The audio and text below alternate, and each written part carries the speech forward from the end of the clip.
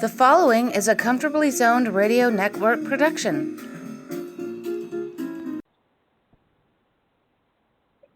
Thank you, Tally Olson. I am back. You are comfortably zoned with me, the Tokin Jew from Alameda, Tokin with an I. And if you don't know, Alameda is right across the bay from San Francisco. It's adjacent to Oakland. We have a moat. Don't worry about it. And I get to talk, because of this podcast, to some of the most interesting people on the planet on a regular basis. So, is that a good gig or what? Today's no exception. New York, Vinnie Richichi, how are ya? Ralph, I'm doing great, man. What do you hear? What do you say, pal? What do you hear? What do you say? I think that was a Jimmy Cagney line from when we were kids. Yes, it was in Angels with Dirty Faces. Right? We have a lot in common, and I'll tell you, not only do we laugh at the same things and we enjoy the same things in life, which is basically, for me, basically sports and living the good life, doing good for people, trying to raise my kid, and that's been done for a while. He's an adult. So the podcasts are great for me. Gives me a chance to talk to, in this case, a homie from Jackson Heights, New York. Yes. And a Met fan. We breathed the same air when we were kids. So it's nice to know. What do you miss most about the Heights? What I miss most about the Heights isn't there anymore.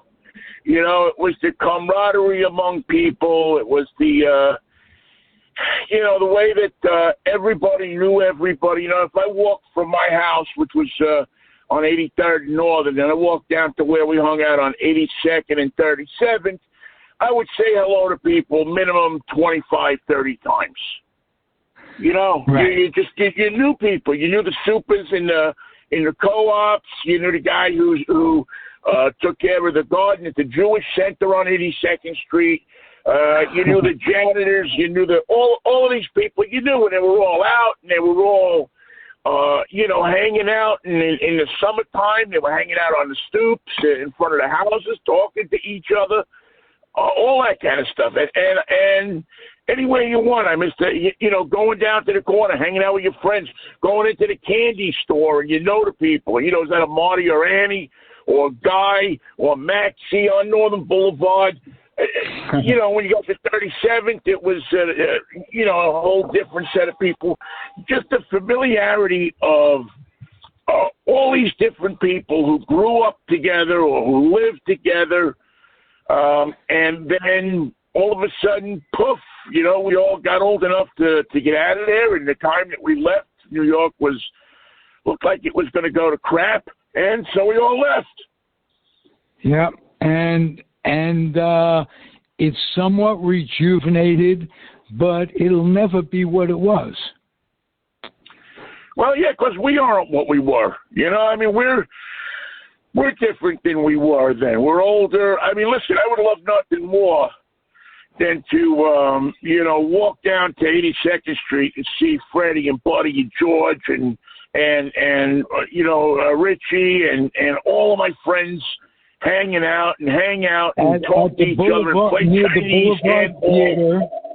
Near the Boulevard Theater and Lee's clothing store, among other things, is what I remember about that neck of the woods in the Heights. We graduated. Did you go to Joseph Pulitzer, 145? I went to 145, yes. Okay, then you graduated. You had the ceremony at that Boulevard Theater when you graduated junior high school. Yep, at the Boulevard Theater. Mrs. Parks was the director of the whole thing, who played piano and was a music teacher, and she ran everything. I think they moved it maybe 2 years after or something like that. I know it was close to one of the last ones they had there. Yeah, good memories. Let's talk a little Mets, because we have that in common as being lifelong Met fans. First, I want to get your reaction to the statue of the franchise. Oh, wow. So long overdue. And so healing for a lot of people. You remember, Ralph, you were around. That was a horrible day that they traded Tom Seaver, Dave Kingman on the same day. It was just a horrible feeling to go back to the ballpark after that. It was the first time as younger baseball fans, and I wasn't that young. I was what was that, 77? So I'm 20 years old already, but yet, as it ripped your heart out. He was the franchise. He was the guy. He was he was everything to that franchise. And when you could never believe that he would be somebody that would be traded. And later, when you found out the story behind how it happened, behind how Dick Young, who was a writer for the Daily News, manipulated that thing to happen, it was horrible. So putting the statue up and recognizing Seaver's greatness to this franchise, Seaver's what he meant, not just to the Mets, but to the community, was a source of healing. The only thing that I wish is that it would have happened when he was alive. I wish that he could have been there to see that. I know his family, his daughter. I'm on Facebook with his daughter. One of his daughters, Jesus, and I know Ann is the daughter I'm on with, and she's, she was very emotional about it, very happy about it. Right. And so was I. I was glad it happened. I can't wait to go and see the statue. I met Tom a couple of times, most recently at the Hall of Fame when I went there to watch my friend Dave Niehaus get inducted, the Mariners broadcaster. And, had some conversations with him. And what do you say to Tom Seaver except thank you? Yeah. That you appreciate what he did. Those are some great memories of Seaver. I'm thinking of the guys. It was so well intended. Quote, they got 4 guys that no matter what they did statistically in their careers as Mets would never approach the Seaver aura, not just because of the statistics, because of, like you say, what he meant to the franchise. And I remember rooting hard for Dougie Flynn and Stevie Henderson and Zachary and Norman. But it was just, the memory of, like you say, the massacre when they got rid of Seaver and Kingman. Because for whatever it's worth, Kingman brought a buzz that they never, that they had a hard time replacing. But let's get positive. Gil Hodges, Hall of Fame. We haven't spoken since then. Right. How wonderful is that? Another long overdue recognition, not only as a manager, of course, and I think that if you got the 69 Mets into the World Series and to win a World Series, that should have been automatic induction right there. But, what he meant to those Brooklyn teams in the 50s, he along with Pee Wee Reese, were, the cornerstones of those teams.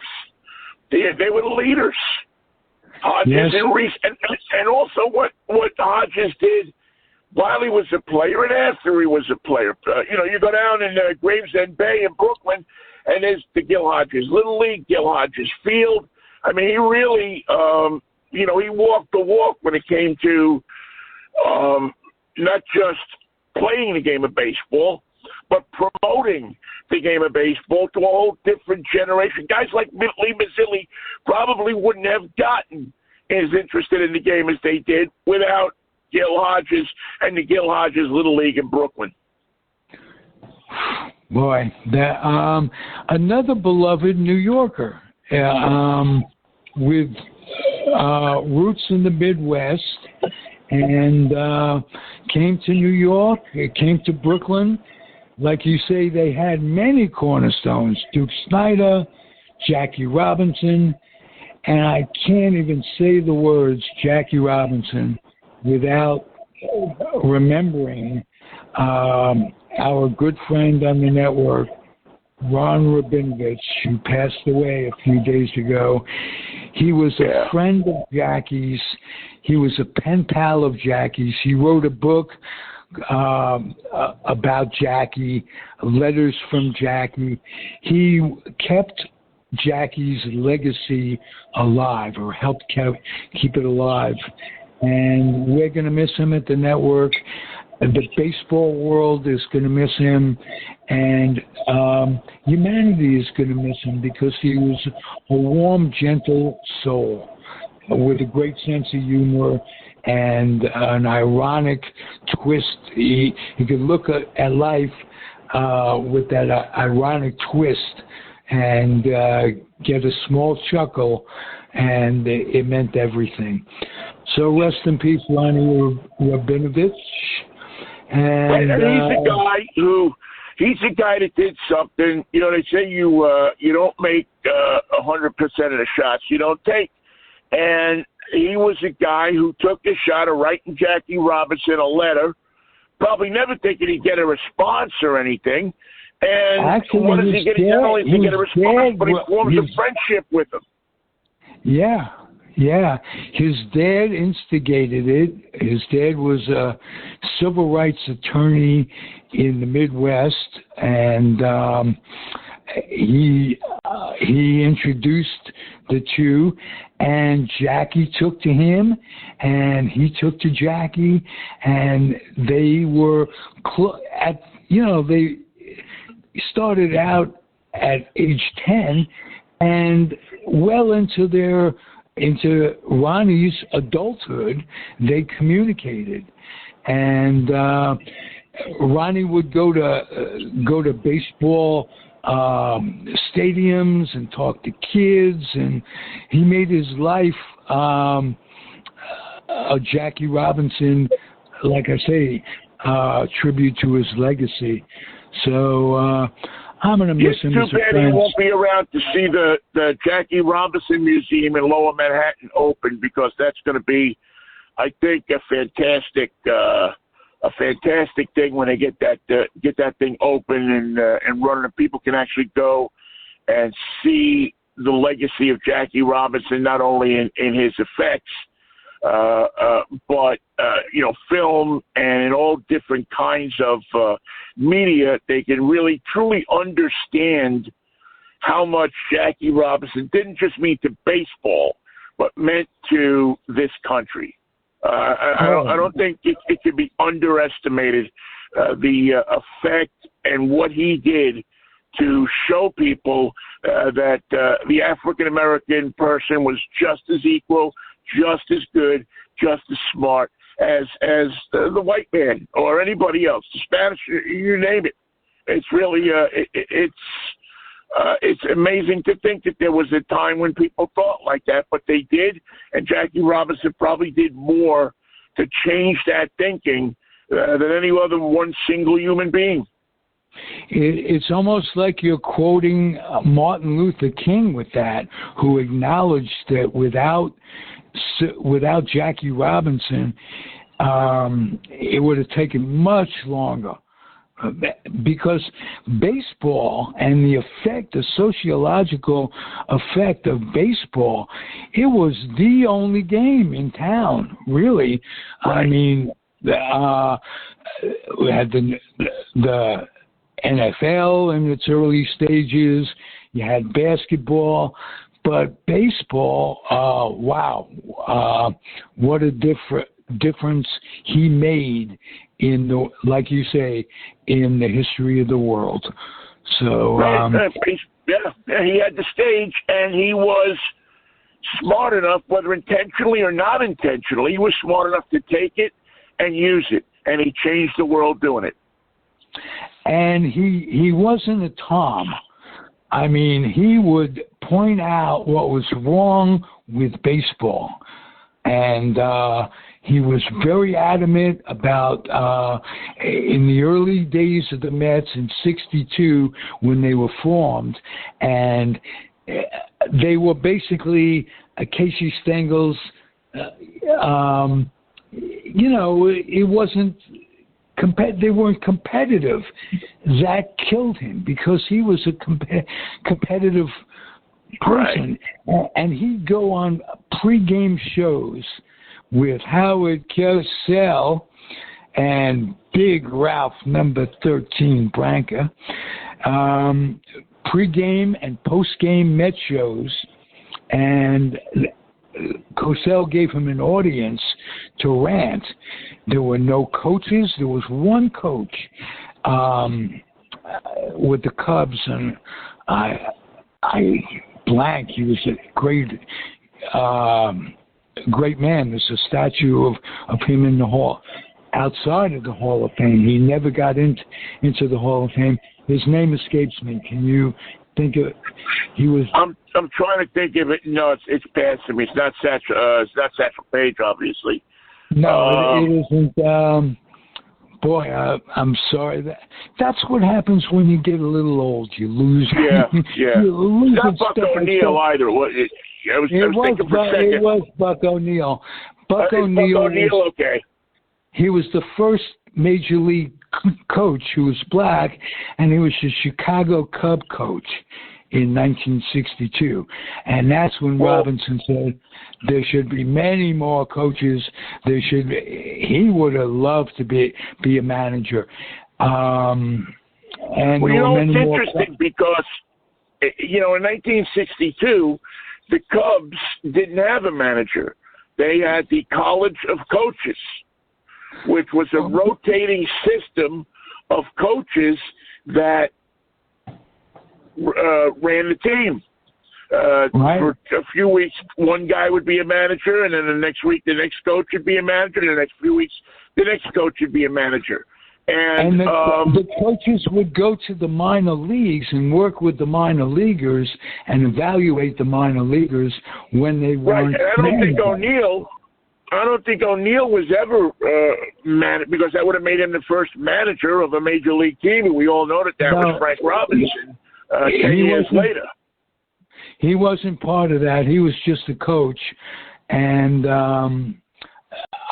if I'm not mistaken, he was a coach in '62, but it took me 5 minutes to be reminded. I couldn't even tell you Buck O'Neill's name 5 minutes ago, so we'll figure that out. We'll figure it out. Next thing I want to know, let's evaluate this apparently great early on Met team of 2022. Well, man, I'm hesitant about. I like what I see. I think they're, listen, they got pitching. So I think the worst ERA on the team is like 2 and change, low twos. They have pitching. They have a bullpen. Mm-hmm. They have a guy that's holding them down in Cano, but yet still might get hot. It's still possible. And they have the most wins in the major leagues. Now, it's 20 games into the season. I mean, remember last year at July 4th, we were all looking around saying, this is going to be it. This is going to be all. That's it. That's all. They're done. The Mets are going to win the pennant, the World Series. They're going to, and then by the 1st of September, they were as memorable as a fart in the breeze. So I understand, but this one looks good to me. For some reason, they're solid. They've got Lindor playing on the same page as the rest of them. On paper they look awesome. You know what I'm doing with the Mets right now, Ralph?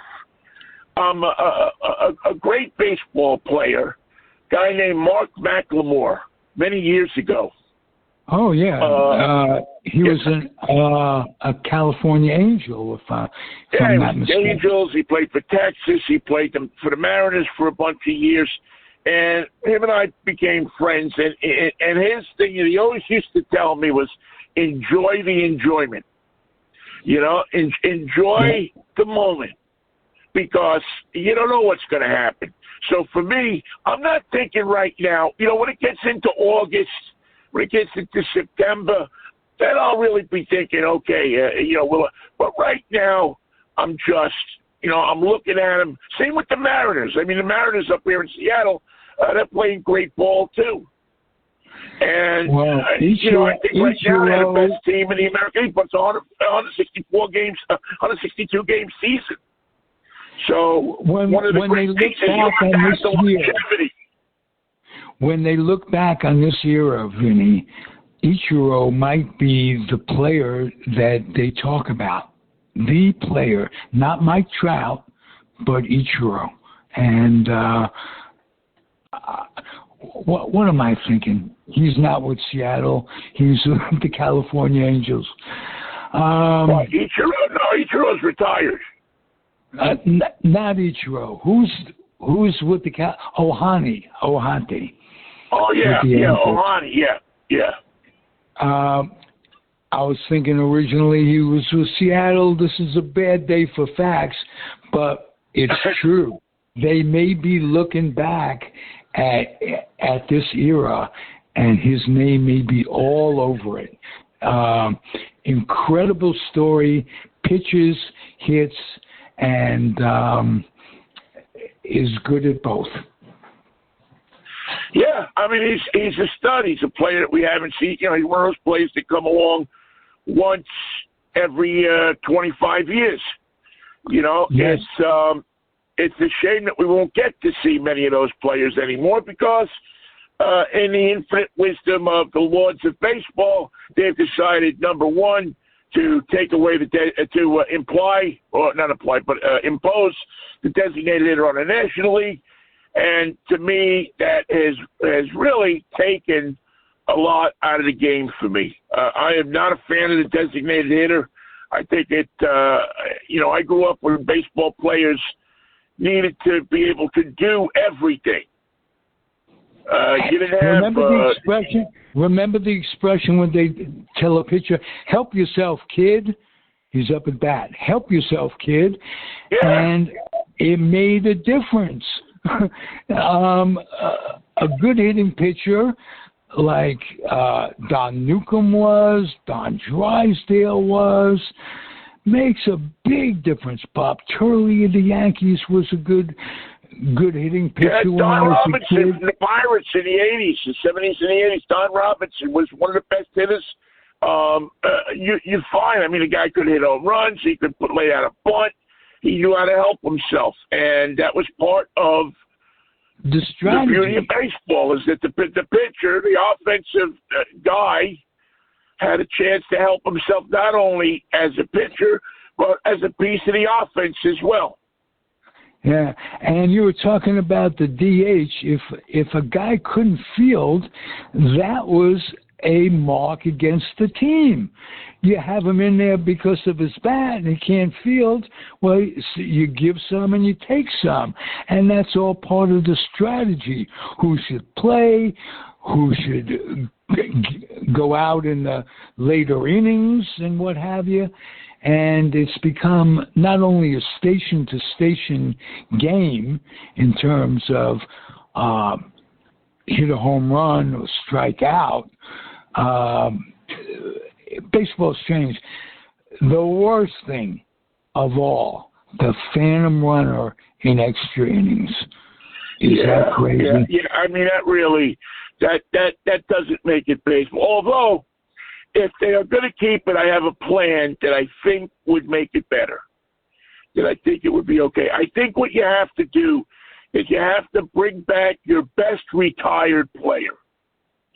So the Mariners in the 10th inning, if they had to put a runner on second, would have to have Ken Griffey Jr. come out and run. If the Mets, they'd have to bring out David Wright, and he'd have to run. Every team would have, it would have to be one of their top 3 players of all time, no matter how old, would have to be the phantom runner. With the A's? Yeah, Ricky Henderson with the A's. That's, to me, I would pay to watch that, Or you have to get some obscure player like Smokey Burgess. Go out and get Smokey Burgess and put him on second. Let's watch 80-year-old Smokey Burgess run around the bases. I'd pay to see that. That's for sure. That's for sure. How about we bring out fans, the best fans of the Mets, for instance, and fans could win an auction and get to be the runner at second base. How about that? Yeah. I mean, why not? What difference does it make? If you're going to do that, you've already fucked up the record book for life. What more can they do to it to make it a clown's game? Ralph, it's indicative of society. Listen, the one thing about baseball, I don't know if you remember the Ken Burns series, baseball. Many people watch it, time and time again. But, Mario Cuomo has a piece in there, the late governor of New York, has a piece there where he talks about baseball, being something that equates to life. And if you go back and think about life in the 60s and the 50s, you had to earn what you got. You had to, you had to obey. You had to respect the law. You didn't sue everybody over everything. You weren't right all the time, and you had to learn how to live with that. Now in baseball, we have replay, which is a litigation of a decision. We have pitch clocks, so the game is no longer timeless. We have runners that get on base without earning the right to get on base. Right. And you have designated hitters who don't have to be an all-around person. All they have to learn how to do is one thing. And that's kind of analogous to life these days.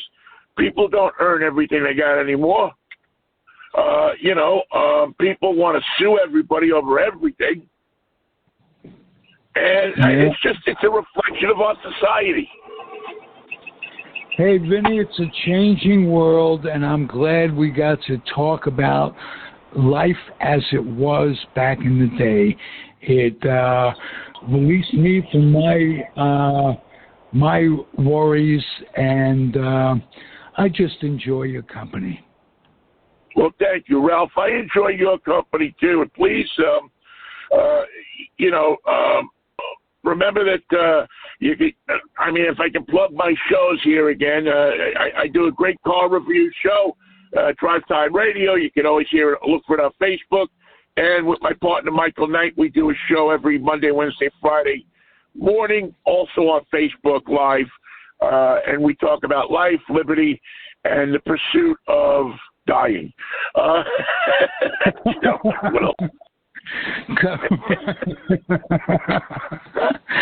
Well, you come, you go. All right, Benny. Next time you're on, I'm going to arrange it where our mutual friend Wayne Unger can share, and we will have a three-way going. I don't know. You know, Wayne and I can tell some stories, Ralphie. I mean, we have some stories. We have some stuff, some New York stories that might, I don't know, it might not be for general consumption. We don't cater to general consumption. We will cater to a light kernel consumption, maybe a captain every now and again. But I can't wait for that. Let me tell you. Yeah, I can't. And I'll tell you, before we go, Ralph, the one thing that tells you how bad life is these days is they're opening up White Castles in Las Vegas. I mean, really, what the hell is going on? They closed one in the Heights. Yeah, the one we all used to go to. Yeah, absolutely. I got held up twice in that White Castle. You did? I was in there. Well, I didn't get held up. I was in there when it got held up. Once the guy in front of me held the place up, and 2 weeks later I was in there, and the guy behind me held the place up.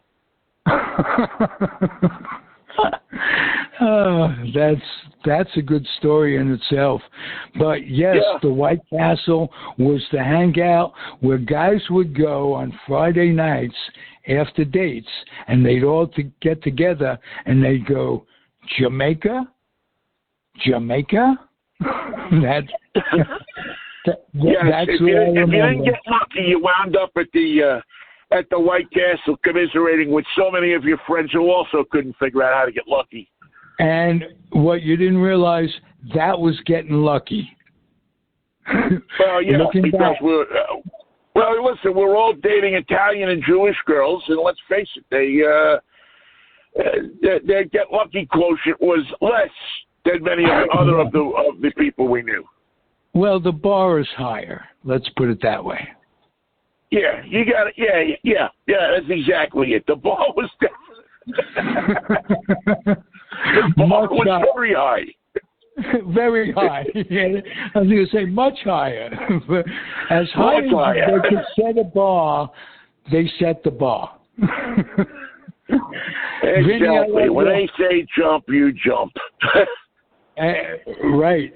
Hey, one of these days you'll visit the East Bay in Northern California, and we'll come and eat some pizza. Sounds good to me, man. All right. I'll have Wayne ready for the next time, and it'll be soon. Thank you, Vinnie. Ralphie, it's good to talk to you, man. Thank you. Good to talk to you. Thank you for listening, everybody. It's been a treat for you, I'm sure. New York Vinnie Richichi. And he's an icon in radio, and he's an icon in Jackson Heights history and Met history and iconic history. Thanks for listening, everybody. Be well. Happy trails and adios. The proceeding has been a Comfortably Zoned network production. You are advised to keep your dreams wet, your humor dry, your children and grandchildren out of military recruiting offices and off the laps of clerics who wear dresses. Thank you for listening, everyone. Happy trails.